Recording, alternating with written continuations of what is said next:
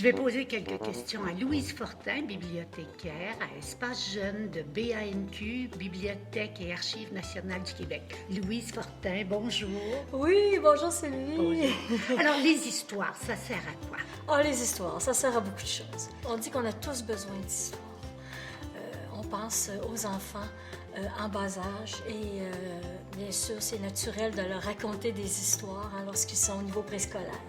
Mais dès qu'ils commencent à être autonomes, à lire par lui-même, malheureusement, souvent, on abandonne cette habitude de lecture à voix haute. Et on se dit que tout le monde apprécie se faire raconter des histoires, que ce soit les enfants et les adultes. Et moi, il me vient un exemple en tête. Je pense à notre fabuleux conteur québécois, Fred Pellerin.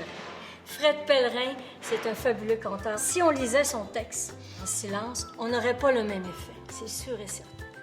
Alors, dans le fond, les parents, vous êtes des exemples pour vos enfants, justement, dans ce grand défi du jeu de la lecture à voix haute. Alors, on vous invite à instaurer des périodes de lecture à voix haute à la maison. Et pourquoi à la maison? C'est quoi l'avantage par rapport à l'école? Premièrement, on dit que lorsque nous lisons en silence, eh bien, nous conservons le plaisir de la lecture pour nous.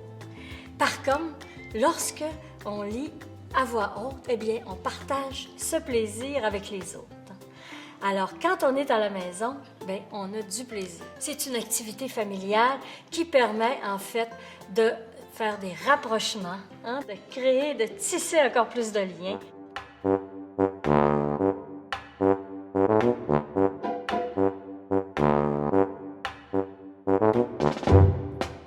D'emblée, avec la lecture à voix haute, on entre dans l'action. C'est ce qui est intéressant aussi, c'est que la lecture à voix haute apporte la fluidité aussi en lecture.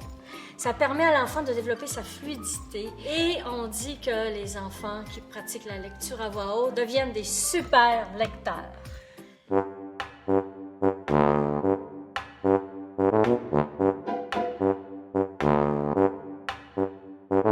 On sait que le défi est un grand jeu, n'est-ce pas? Et j'ai pensé à des jeux, justement, pour aider les parents, justement, à la maison. Qu'est-ce qu'on peut faire? Mais on peut le faire comme si on était branché sur Netflix. Pourquoi pas? Chaque jour apporte son chapitre. Vous savez, dans un livre, il y a plusieurs chapitres. Chaque jour, on lit un chapitre à la maison. Et là, en ma famille, on a hâte de voir la suite des choses. Ça fait en même temps une belle expérience qu'on n'aurait pas vécue autrement, justement, et qu'on vit ensemble. Qu'est-ce qu'on peut faire? On peut faire la lecture en mouvement aussi, pourquoi pas? La lecture en mouvement, c'est de mimer, justement, les actions des personnages dans un texte. Cette phrase-là, ce serait... On bouge. 7h12. 7h12, on éteint D'habitude, lorsque petit papa vient me réveiller, Oui.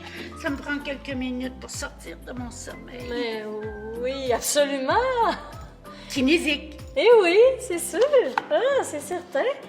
Alors, ça peut être une façon aussi, pour l'enfant qui a besoin de bouger, ça peut être une façon aussi de bouger, de s'amuser. On parle toujours de s'amuser, c'est ça qu'il faut retenir.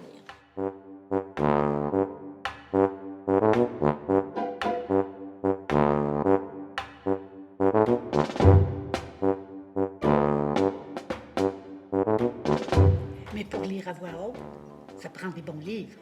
Oui, ça prend des bons livres, c'est sûr. Faut que la lecture soit amusante et tout.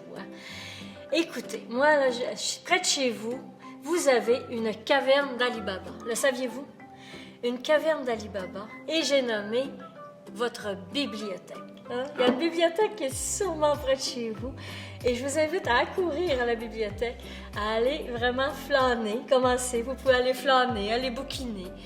Et allez aussi demander de l'aide à votre bibliothécaire. Alors, le bibliothécaire connaît sa collection, connaît ses livres, connaît les livres accrocheurs.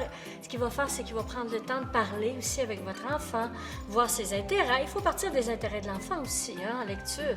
Alors, je vous invite vraiment à aller à la bibliothèque et demander des conseils de lecture. Vous allez en avoir plein le baluchon quand vous allez ressortir, c'est certain. Et il y a aussi une capsule vidéo qui s'appelle « Comment aider son enfant dans le choix de ses livres » aussi, que je vous invite à regarder. et qui va être aussi sur le site. site de Lis avec moi aussi. Parfait. Merci, Louise. Merci Sylvie, c'était un plaisir.